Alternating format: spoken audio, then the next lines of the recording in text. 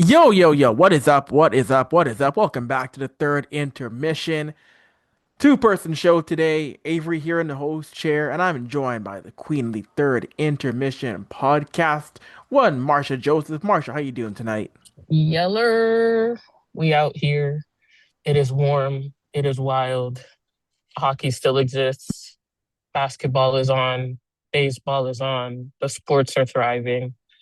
Can't go wrong with that. We're living the life here.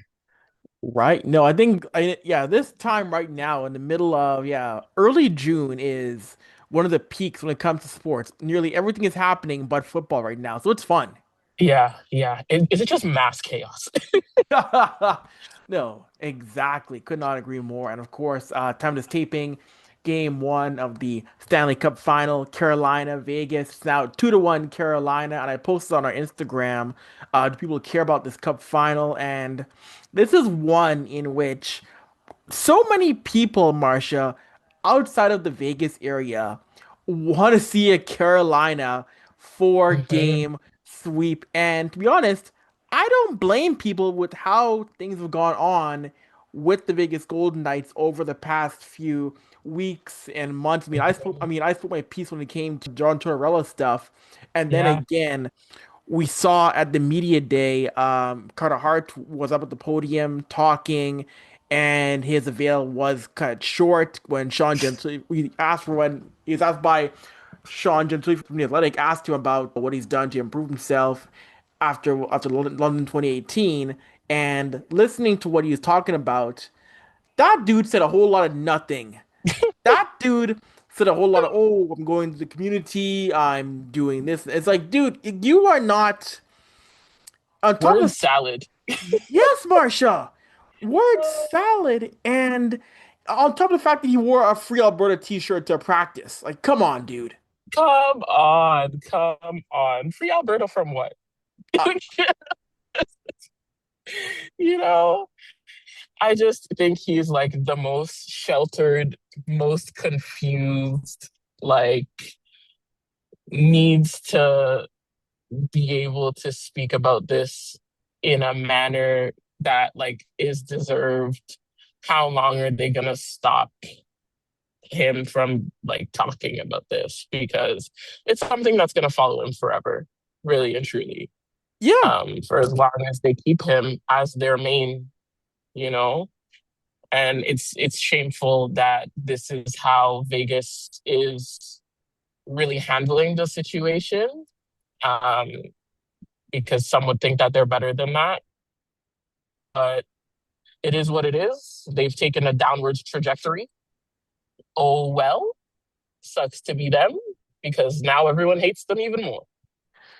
And it's just my whole thing with this is, and it was mentioned on What Chaos. They mentioned this on the Mhm. show on Tuesday morning, how if you are Carter Hart, if you're the Vegas organization, you need to be going one, you'd be getting ahead of this and saying how you are. Well, first of all, you shouldn't have signed him in the first Yeah, place. But with yeah. that being said, now that it's happened, you need to be going out there and showing fully how are you going to improve yourself fully, not these Mhm. vague things, not these vague little, well, I'm going to the community, I'm doing, like, no, what are you Yeah. doing, what are you doing to better yourself, what is the org doing to protect women going forward, what is the org doing to show that there is change going on, that they want to do better? We have seen nothing, No, Marcia. absolutely nothing. And also, like, what is I've been in the community? Like, because a group of survivors is gonna want you in there listening to them, That's right? Or right. like what is you learning and growing? Like you can't pinpoint a single resource or a single training or quite literally a single donation or thing that you've done to say this is what has made me a better person. This is how I've grown. You just continue to show how you're worse trash than you were before, really and truly. Yeah, and it's the thing. What just irritates me is that when reporters talk to him about this. When reporters like Sean Gentili go to up to him at a media day and PR cuts it off or PR shuts it down. No, no. This team Mhm. signed him. This team signed him. Even though, they were acquitted, the media is not going to just all of a sudden say, oh, this is not no longer a story. This is just dead and gone. Mhm. No, the Yeah. press is going to keep discussing it. And the fact that it appears not the fact that these teams and league are still ill-equipped to handle it is a Mhm. horrible indictment on everything that's gone on, Marsha. Yeah, it really is. It really is. And it's unfortunate that this is how they choose to manage it, is to baby him and hide him behind a a wall, a microphone, whatever. And it's like a look off in the distance to your PR person because, oh, this is too far. I don't want to answer this. It's shameful. Yeah, it is.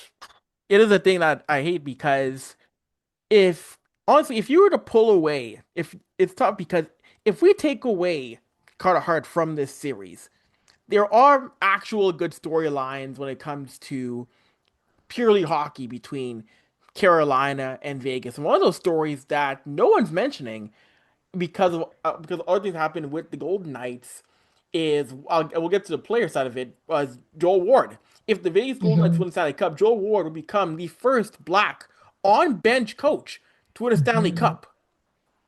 And that is is an amazing feat. And there's so many people that would be so proud of that. But like the situation has been such a stain on the organization that there are so many people that probably don't even know that this is the case. Like, yeah, you could watch the game, but how many people are recognizing the fact that Joel Ward is on the bench? Yeah, that's the thing. Yeah, and I profiled Joel, and Joel Ward is easily one of the best people in hockey, one of the by far greatest people as a player, as a coach, what he's done with Black Yes. Girl Hockey Club. And the fact that his story isn't being told right now because of everything, not just one guy, but everything that's happened in the past month with the Vegas Golden Knights kind of sucks. Hmm. And it's so unfortunate because like Vegas really had the opportunity to be an organization that really uplifted careers. They had the opportunity to be the one to push the sport forward, but instead they're overshadowing such great news with terrible actions. Yeah, that just silly. And of course, another one with Vegas is that, of course, Leaf fans, I know you don't want to hear it, but Hmm. there is a chance, there is a very strong chance that Mitch Marner, if Vegas wins this series, is holding a Stanley Cup and possibly a Conn Smythe that's not out of play. And I'm just wondering what happens in downtown Toronto if Mitch Marner is there with a Stanley Cup. I don't know if he'd come to downtown Toronto, to be honest with you. He might stay in like Markham, Thornhill. I don't know, do something of the sort because of the dark times, Avery. Remember the dark times he doesn't want to talk about. Um, but you know what? Good for him. He found his way out of that, and he's able to produce. I wonder what is different. I wonder what finally clicked. But I'm happy he was able to make it work. It's just unfortunate it had to come at the detriment or like with some digs at Toronto, because I feel like that was unnecessary. Like, yeah, some crappy things happened in his time here, but in the last 2 years, I think the organization treated him very well and like bent over backwards to ensure that he was successful, and was happy here, and his family was happy here. But it doesn't seem that that was reciprocated. But as I said, it is what it is. Like, I'm not losing my breath. He's doing what he's doing. Of course, it's frustrating because every Leafs fan wishes that he was able to do that here. But the past is the past. Like there's only so much that you can dwell on this for, you know. But the other like bright side to that is if Carolina wins, another former Leaf is gonna be holding up the Stanley Cup in Freddie Anderson, the love of my life, amazing goalie. And his like since his time on the Leafs has also made a really great turn in his play and how he's been really solid for Carolina, especially throughout this year's playoffs. So, and I think that's something that people haven't really been talking about a lot. So kudos to him for sure. Mhm. Yeah, totally. That's a great point. Is that there are leaf factors on both sides of the coin with both Vegas and Carolina. And yeah, Freddie Anderson, someone who has found a way to put it together, who has found a way to have a phenomenal postseason, goals against average of under 180. He's been someone who has been a rock on a Hurricanes team that has just steamrolled their way through the Mhm. Eastern Conference. And we know about the whole Eastern Conference final curse. They dealt with that quite easily against the Habs. They made that look easy against Montreal, Marsha. Yes, yes, definitely. And it's again the ability to be solid, to be confident, to, you know, stick with it so that the people in front of you can do what they have to do and not have to worry about the back end, right? Yeah, no, exactly, exactly. And a lot of names who I think, another name who I would love to see win a Stanley Cup, someone who's been through a lot, has been Taylor Hall. That's a Hmm. guy who I think is so deserving of winning a Stanley Cup in his career. With all he's gone through, the trials, the tribulations, the amount of teams that he's bounced around with, he has found a way to be a Yeah. key cog in that Hurricanes offense, Marsha. Yeah, yeah. It's actually quite surprising how important he's become. And not like in a I'm going to stand out and be that one guy every single time kind of way. It's more of a leadership, being a solid guy, um, who's going to be that level of encouragement. Okay, who knows when we need to dig in? Um, it's just a mix of everything from him because of his experience, because of his levels of disappointment.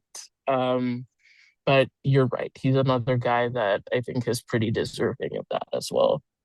No, absolutely. So we'll see how the rest of this series goes as in the first period, Carolina is up 2-1 after one that saw them get off to a very, very hot start to begin this one. And other NHL news, been a little bit of news, actually more a little bit, quite a bit of news in the NHL this week here. The All-Star game is getting a brand new format.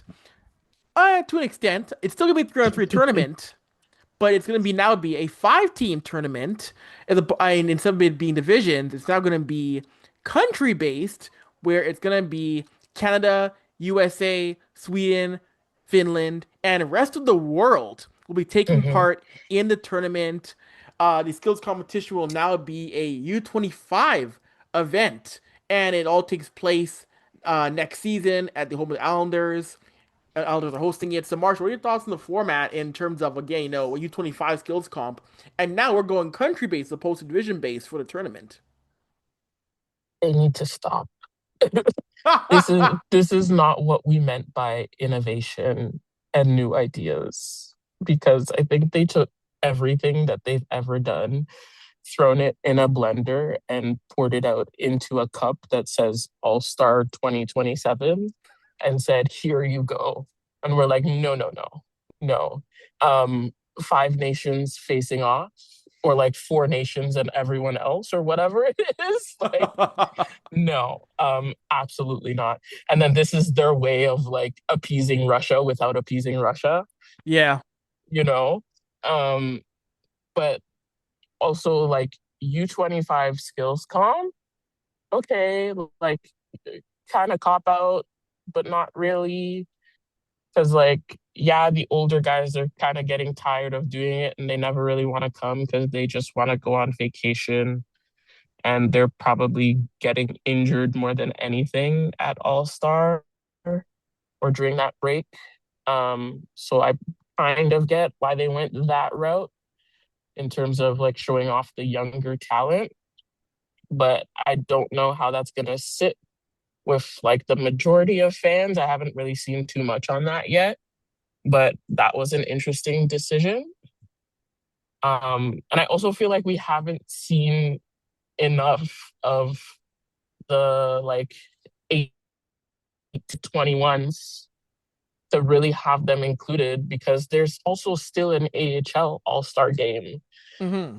So, like, realistically, how large is the pool that we're picking from? Because it's going to be fan voted for the Yeah. skills. So that'll be interesting.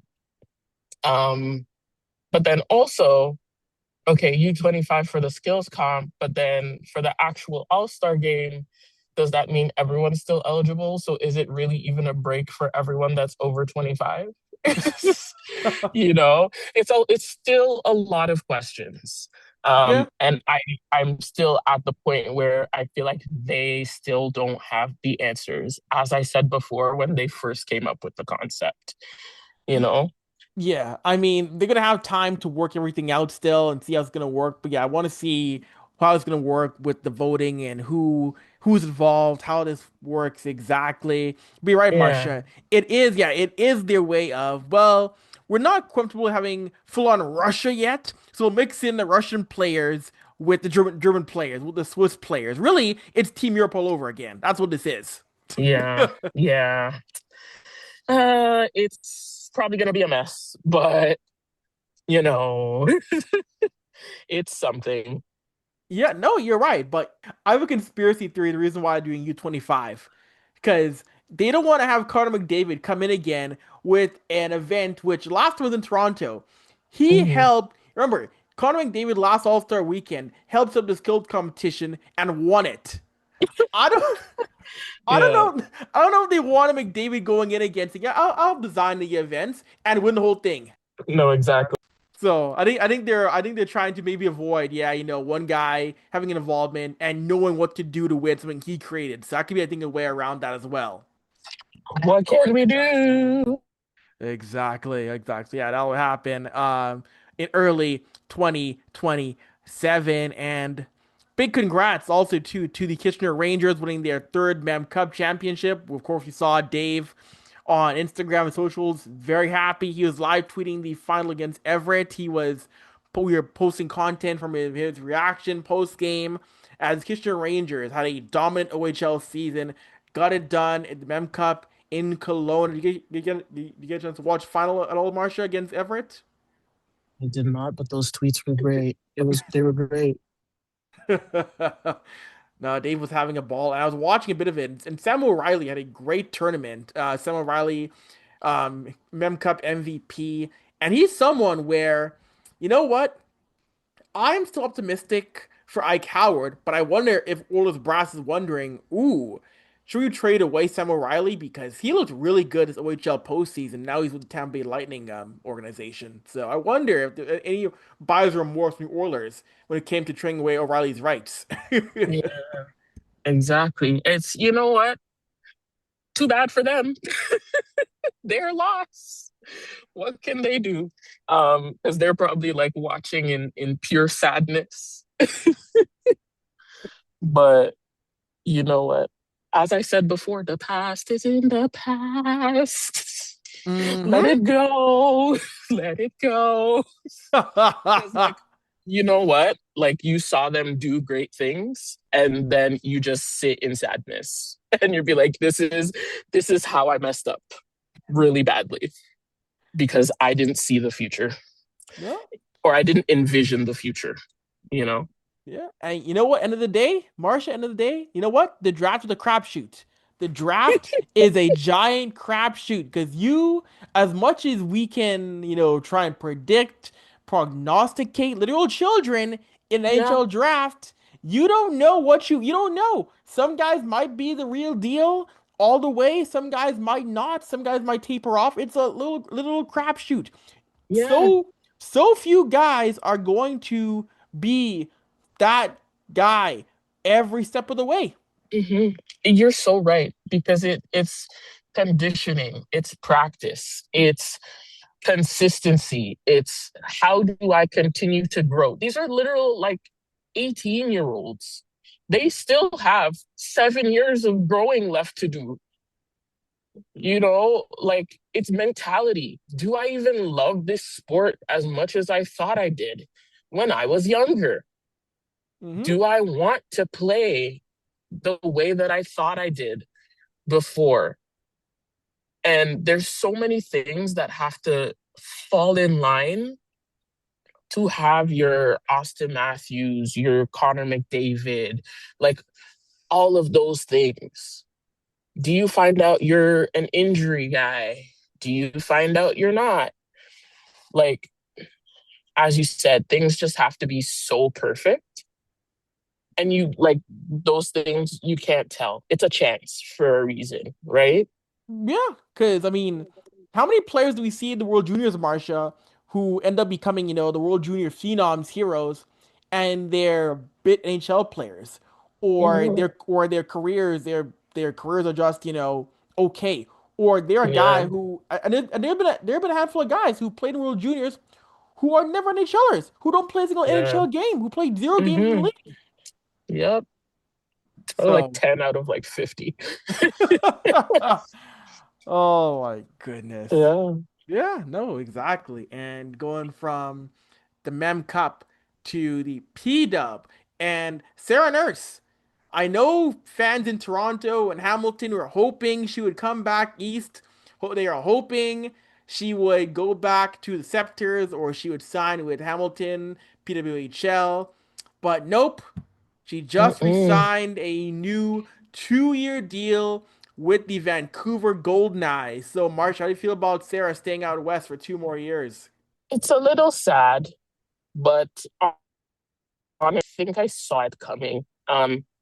I don't think it would make sense to me for her to kind of jump ship. Like, I think with Hamilton coming in, everyone saw it as a possibility, but I don't think she was gonna do the start a new team again. Right. She just started something with Vancouver, and with them firing their head coach, was it this morning or yesterday? Hmm. Um, they like probably went to her when they were making this deal with her and said, we're going to build with you. We're going to build around you. And let's make us competitive next season. So stick with us for a year or two and let's see what we can do. Don't leave, don't go home, you know? Let's see what we can do. Yeah, no, exactly. And you're right, Marsh. Yeah, you're right. I don't think she wanted to, you're right, go to another team, expansion team. Again, I don't think you would want to Mm-hmm. start over again with a Hamilton team. And of course, this past season, even though Sarah missed 11 games, she still put up 15 points, 6 goals, 9 assists for the Golden Eyes. And one thing that was telling, and looking through Twitter, looking through women's hockey Twitter, talking to people. We mentioned right there. You mentioned Brian Aldalski was let go after 1 season, and in the notice on IG of Vancouver letting her go, in the likes of the Golden Knights announcement, we saw one Sarah Nurse liking Mm-hmm. that post of Aldalski being let go, Yep. That should and be telling enough. yep, and I going through social media, seeing Golden Knight fans, they were saying, he didn't connect with players, he didn't connect in the market. He was too Mm-hmm. bland, they didn't like his style. He wasn't a coach that was meant to coach an expansion franchise. And Yeah. I interviewed Brian twice during the Takeover Tour series. Nice enough guy, but I would say he was a bit too even keel for what's going on with Mm. Vancouver in the sense like he didn't seem like the right fit for that kind of Not franchise. fluid enough. Yeah. Yeah. No, I can see that. 100%. Like, especially with the energy that it seemed like Vancouver was trying to bring in, it didn't seem like there was enough of an error. It seemed like it was a lot of my way or the highway, which is what felt like was happening with Troy Ryan, like one third of the way into the season Mhm. this year. And like the room was like, I don't want to say lost, but like there was no interest because, and they were only like playing for themselves because maybe the coach wasn't listening to the opinions of those veteran people that have done this before. Yeah. So they needed something fresh, and they're open to that, and they're excited for that. And again, yeah, so a bunch of openings now in the PW with now another opening in Vancouver. And I do wonder, yeah, Toronto has openings, Vancouver's got an opening. I'm seeing the names being thrown out there. And one name that I keep seeing thrown out there is someone who I know she hasn't coached as a head coach yet at the pro level, but Jessica Campbell is someone who I keep seeing as a possible name in the PWHL. Of course, she moved on mutually from the Seattle Kraken, and Hmm. I do wonder how hard PW teams are going to try and bring someone like her in to maybe either Toronto or Vancouver. Yeah, I think she would be fun, but for the sake of NHL trajectory, it would be even better if she got a head coaching position in the NHL. Hmm. Though I wouldn't be surprised if PW teams are reaching out to her just for her expertise and how well she could connect with players and her level of innovation. Yeah. No, you are totally correct in that, Marcia. Yes, I wouldn't be surprised if there are some teams reaching out, but yeah, I'm not Jessica Campbell. I don't know if she wants to remain in the NHL. I imagine she probably does want to remain behind an NHL bench, but we'll see. We'll see how things go from that standpoint. And before I go, I do want to give a shout out. Manny Malhotra, speaking of Mm-hmm. Vancouver, named Yep. the next head coach of the Vancouver Canucks and the first South Asian head coach in NHL history. Yes. Big ups to him. That's honestly what I thought was gonna happen. And I'm happy that it did because those are his roots. So you know what? He's home, he's comfortable, and he can do a lot of building in Vancouver. And they need someone like him in that franchise because I think they're very lost right now. Yeah. And yeah, it feels like it's a hard reset in that organization with Malhotra coming in as head coach, the Sedins as the president trying to lead the way. It feels like Vancouver is trying to have a hard reset. We saw the trades that we this is a team that's already moved on from Quinn Hughes and JT Miller. So Hmm. it feels like Hmm. it's a new era coming in for Malhotra. We'll see what he can do. As someone we won a Calder Cup 2 years ago with Abbotsford, so we'll see what he can do as an NHL head coach now, Marsha. Yes, definitely, and that's really exciting as well, for someone like him to get that kind of an opportunity, especially as you said with that hard reset, because it's also an energy shift in Vancouver as well. Because there seem to be a lot of weird vibes. Quinn Hughes, considering he's like, oh my gosh, that team was terrible. I hate everyone. I don't remember anyone. Mind you, he's the captain of the team, but Right? like everyone else is like, oh my gosh, the guys were great. They're my brothers, blah, blah, blah, blah, blah. Like, that is the weirdest vibe that I've ever seen, like, coming out of an organization. So it's good to get that restart. Absolutely, absolutely. And with that being said, gonna wrap things up here on a quick edition of the third intermission podcast. Marsha, any last words for the people, them? Don't forget to breathe. It's a rough one out there, Hmm. but it will be okay. And Yes. hopefully Vegas loses. And also, hey, World Cup's coming to Toronto and Vancouver in a matter of what, 10, Oh my God. 11 days? So, Yeah. Oh dear hey, Lord. so prepare yourself for TTC. It's gonna be a mess. The trans gonna Oh be my God. wild. So prepare It's so yourselves. bad. I know. I know. Bracing already. Oh my goodness. Anyways, with that being said, thank you for letting us create space in between your head top. Don't forget, drink your water, mind your business. Until next time, we are out of here. Deuces. Bye.